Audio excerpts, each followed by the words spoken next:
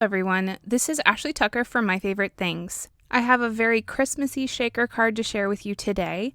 The first thing I did for this card is I took out this piece of dark blue cardstock. This is the color After Midnight from My Favorite Things, and I'm taping it down to a board. Next, I grabbed the Cable-Knit Sweater Stencil, and I'm going to tape that down right on top of my piece of paper, and I really love the pattern on this stencil. I think it's very unique. And I do think that this is one of those patterns that you could use all year round on your cards, and that's the kind of stencils that I love. I like my stencils to have a lot of versatility so I can get a ton of use out of them. I grabbed a palette knife and some transparent gloss texture paste. This texture paste looks like it's white when you're putting it on, but as it dries, it gets clear and it's glossy.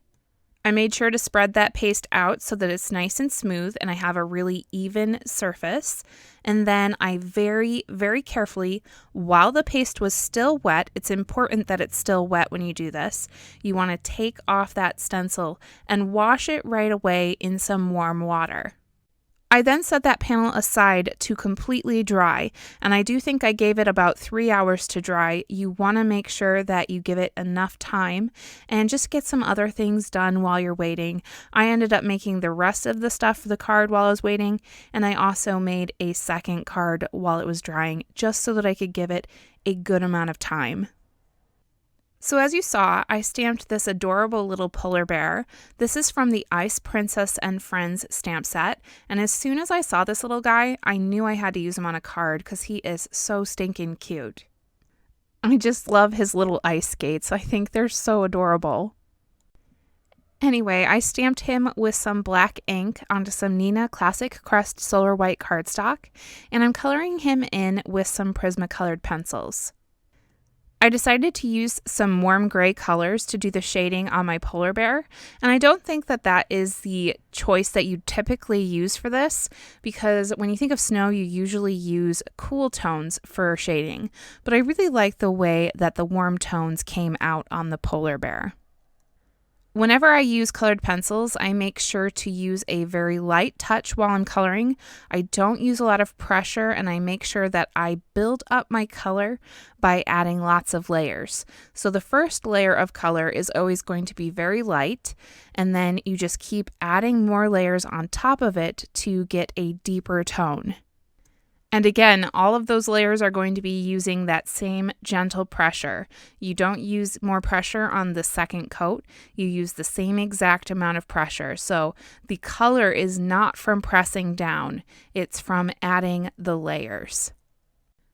One tip that I would give for coloring with colored pencils, and this is something you might not necessarily think is important, but for some reason it just makes coloring go a lot smoother. You want to make sure that your tip of your pencil is nice and sharp.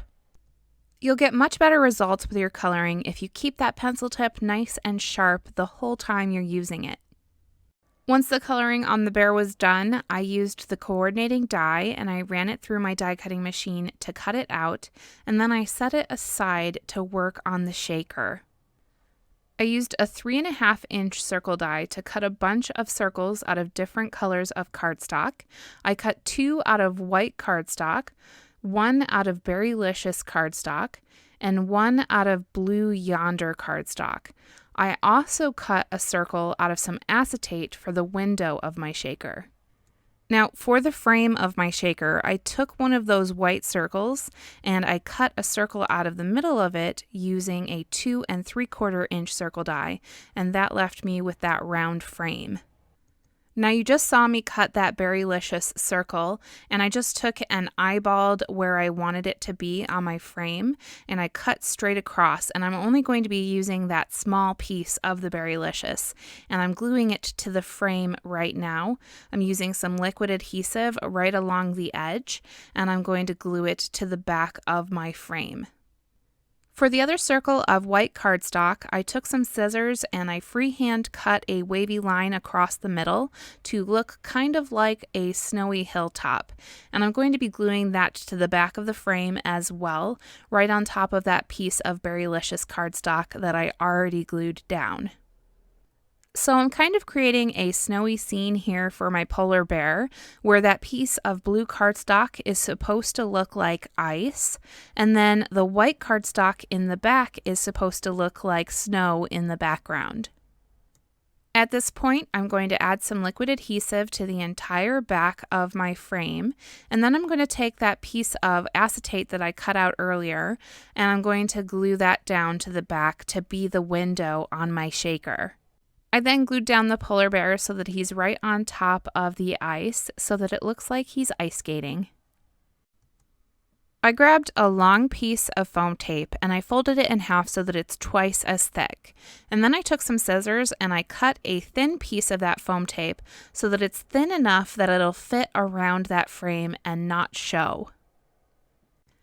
A really big tip for when you're putting foam tape around a circular shape is to make sure that you remove the backing paper from both sides of the foam tape, and then you can very easily bend it and curve it around that circular shape.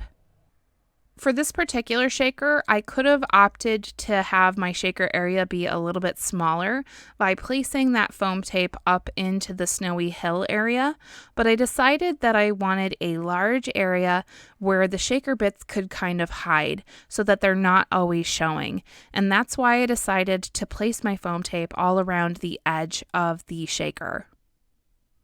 Once that foam tape was all placed, I very carefully added my shaker bits, and for those shaker bits I decided to use some white micro pearls and some white semi-translucent sequins. To close up my shaker, I took the last circle that I cut out. This is the one cut out of some blue Yonder cardstock, and I made sure to very carefully go around that edge and make sure that the foam tape is nice and secure. Alright, so here is what that background looks like now that that texture paste is all dry. You'll see that it does dry clear, but it also makes the paper much darker in the area where it's applied. So you get this really nice tone-on-tone effect. And I just used my paper trimmer to cut this down to an A2 size. I used my tape runner and I adhered that panel onto an A2 size card base, and then I also used my tape runner to adhere my circular shaker right on top of that background, and I put that kind of at the top so that I have an area on the bottom to place a sentiment. For that sentiment, I decided to pull out the Flurry of Love stamp set, and I picked out the sentiment which says, "Sending you a flurry of love," which I thought worked really perfectly with my snowy shaker. And I stamped that with Versamark ink onto some wild cherry red cardstock from My Favorite Things, and I'm embossing it with a white embossing powder. I grabbed one of the Essential Stitched Sentiment dies. This is a really nice banner die, and my sentiment fit really nicely inside of that, and I cut out the sentiment and popped it up onto the card with some foam tape. Now, I did think that the background on my shaker area looked a tiny bit plain when none of the shaker bits were showing, so I decided to add a couple of embellishments. I have a couple of sequins and these kind of vellum material snowflakes, and I'm just using some liquid adhesive to adhere those. This next technique is something that I love to do with my snowy winter cards. So I have some Nouveau Glimmer Paste, which is this really, really sparkly texture paste. And I'm using a palette knife to just grab a tiny bit of that paste, and I'm pouncing it onto the edge of the shaker card. And I just keep kind of tapping it. It doesn't have to be smooth. You kind of want it to look a little bit messy. And I really love the way that this kind of makes the shaker look snow-covered and frosty. And here's a closer look at that card all finished. Check out that edge on the shaker. I love it. It's such a cool effect. Thank you so much for joining me today. I hope you really enjoyed this card design and that it gave you some inspiration. I hope you give some of these techniques a try and that you have a really, really great day today.